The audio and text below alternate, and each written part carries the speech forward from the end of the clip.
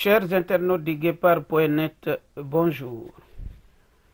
Une nouvelle fois, le Guépard.net reçoit M. Mamadou Bilossi Savané, l'un de ses consultants les plus permanents, si on peut dire ainsi.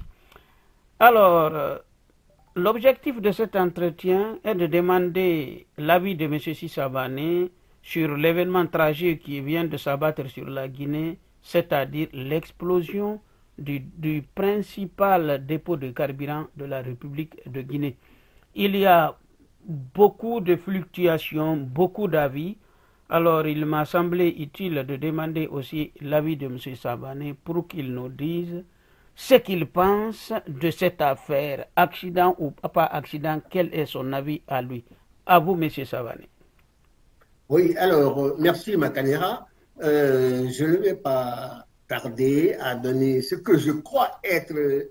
En fait, moi, je ne parlerai que des faits. En Guinée, à Conakry particulièrement, il ne s'est trouvé personne, même le simple citoyen de rue, il ne se trouve personne pour dire qu'il y a eu véritablement un accident. Moi, je pense, avec les citoyens guinéens de Conakry, que cet accident, entre guillemets, est un accident calculé et guidé pour des raisons que j'évoquerai plus tard si vous me le demandez. Parce que on avance, j'ai entendu dire qu'il y a une explosion parce que quelqu'un aurait envoyé un obus sur la cuve. Mais les obus en Guinée, il y a une seule personne qui a des obus. C'est Mamadou Doumbouya et son groupe. Donc cette hypothèse qu'il y aurait un accident me paraît plutôt relevée de ce qu'on peut appeler de la sornette. Voilà. Alors, pourquoi cet accident? À mon avis, c'est ça qui est important. Oui, ce n'est pas l'accident en tant que tel, même s'il y a eu des morts. Voilà, pourquoi cet accident? Est-ce que c'est un accident ou pas? Bon, alors, je viens de dire, c'est possible qu'il y ait une part d'accident dans le sens où les conséquences prévues par ceux qui ont déclenché cet incendie, c'est-à-dire le camp de Mamadou Doumbouya, il faut avoir l'honnêteté et le courage de dire c'est le camp de Mamadou Doumbouya, son camp ethno-régional, dont je connais les membres, qui ont déclenché cet incendie. Mais je pense aussi qu'ils n'avaient pas mesuré l'ampleur des dégâts qu'ils auraient causés. Alors, pourquoi aurait-il déclenché cet incendie? Alors, M. Savané, deux secondes. J'aimerais que les internautes comprennent parce que vous faites sonner un autre son de cloche. Pour vous, il ne s'agit pas d'un accident, mais quelque chose de bien préparé qui aurait débordé, dépassé, comment dirais-je, ce que ces auteurs ont prévu. Je pense que j'ai bien compris ce que vous avez dit. Absolument. Il ne s'agit pas d'un accident au sens classique du terme, c'est-à-dire par imprudence, par désinvolture, on aurait provoqué quelque chose. Non, c'est un accident calculé, dans le sens où ceux qui ont déclenché, qui ont mis le feu à la cuve à Conakry, ils n'ont pas mesuré l'ampleur des dégâts qu'ils auraient causés. Mais ils savaient qu'ils auraient des dégâts. Alors, ce qui est important, c'est de savoir pourquoi eux auraient-ils le camp de Mamadi, le camp ethno-régional, dont je connais les membres, je les citerai. Oui. Alors, il ne faut pas oublier qu'ils ont un projet, un immense projet en deux étapes. Un projet foncier et immobilier qui va de Dubrek à Conakry jusqu'au bord de la mer à Boulbine. Ils veulent mettre la main sur l'ensemble de cet espace foncier. Les gens à Conakry ont déjà vu la spéculation immobilière qui a été déclenchée dès le lendemain de l'arrivée de Mamadou Doumbouya. dès le lendemain de son putsch.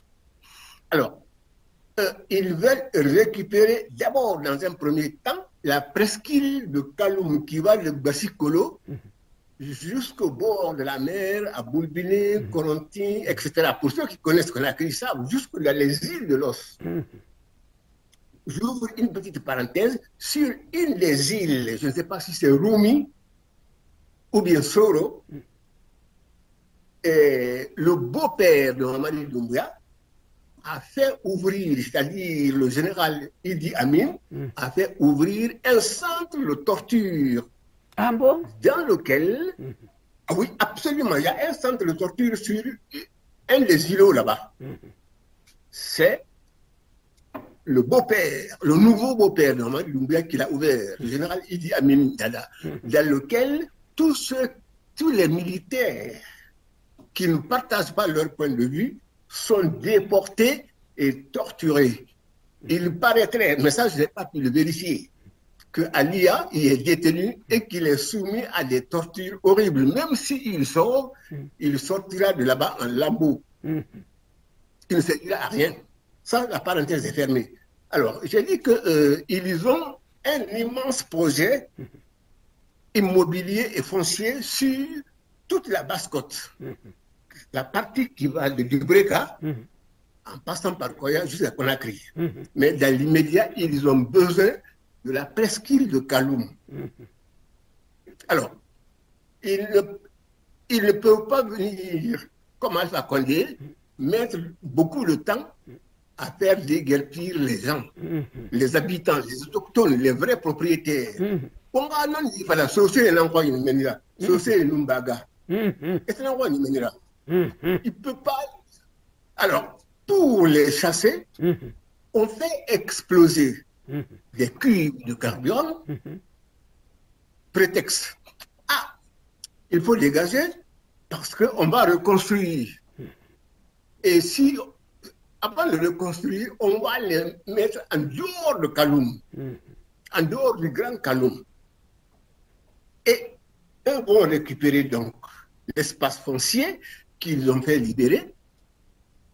Ils deviennent, de ce fait, propriétaires de la presqu'île de Kaloum. Ça, c'est le premier point. Deuxième point, Mamadi Doumbouya et son clan ne veulent pas partir. Ils ne partiront pas du pouvoir, sauf à l'issue d'une insurrection populaire que personnellement je souhaite. Il faut que la population sorte contre cette bande ethno-régionale qui veut mettre la main, qui a déjà mis d'ailleurs la main sur l'ensemble de la Guinée. Donc, première raison, ils ne veulent pas partir. Il faut qu'ils inventent une situation. Ils pourront dire, ah, vous voyez, on ne peut pas organiser d'élection. La situation est tellement grave. Il y a eu un incendie immense. Deuxième raison, bien évidemment, ils vont récupérer l'espace foncier qu'ils ont libéré par un crime d'incendie. Et la troisième raison, n'oublions pas que Mamadi Doumbouya et sa bande, qui sont connus, ils ont tué beaucoup de personnes, des jeunes militaires. Beaucoup, quand je dis beaucoup, ce n'est pas 10, 20, 30, 40, 50, c'est entre 150 et 200 personnes. Je n'ai pas le chiffre précis, mais ce que je sais, c'est entre 150 et 200 jeunes, tous des jeunes militaires.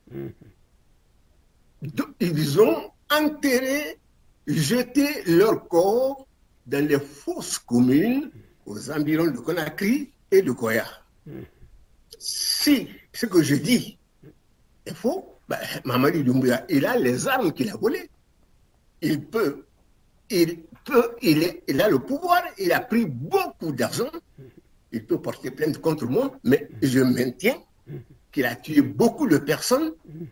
Ensuite, il a volé beaucoup d'argent. Il en a investi une partie en Côte d'Ivoire. Et actuellement, d'après mes renseignements, ils sont, lui et sa femme, en train d'acheter une immense propriété en Suisse. Mais ça, je verrai après. Quand j'aurai beaucoup plus d'informations, je reviendrai sur ce point. Mais, encore une fois, cet accident, ce n'est pas un accident comme on peut le dire. Voilà. C'est ça la réalité. Donc, il faut que les... Oui. Oui, oui, je vous écoute.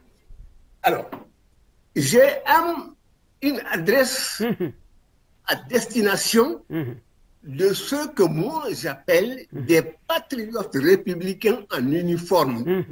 Il y en a dans l'armée guinéenne. Tous les militaires guinéens ne sont pas des Mamadi Doumbouya, ce ne sont pas des ethnos comme Mamadi Doumbouya et sa bande. Si cette fraction républicaine reste les bras croisés, tous les crimes qui ont été commis par le clan de Mamadi Doumbouya, Mamadi Doumbouya lui-même a une femme française. Je n'ai rien contre les Français, moi-même, ma femme est française. Donc, Mamadi Doumbouya, il pourra s'enfuir avec sa femme. Il sera couvert par la nationalité de sa femme. Les autres militaires qui auront laissé Mamadi Doumbouya saccager notre pays, tuer beaucoup de Guinéens et qui n'ont rien fait, eux seront poursuivis. Où qu'ils se trouvent. Mamadi Doumbouya, lui, il sera protégé par la nationalité de sa femme. Peut-être même a-t-il lui-même la nationalité française. Encore une fois, être français, ce n'est pas un crime. Moi-même, j'ai demandé la nationalité française. J'ai dit que ma femme était française. Mais si ma femme m'apprenait que moi, j'ai tué quelqu'un, ce jour-là, c'est fini pour moi. Voilà. Alors, M. Savané, en tout cas, on a bien compris votre vision de la chose. Ce n'est que le début. J'en suis certain que nous n'allons pas tarder à vous tendre notre micro encore pour d'autres questions liées à cette affaire. En tout cas, merci beaucoup pour votre disponibilité et votre clarté et à très bientôt. J'espère.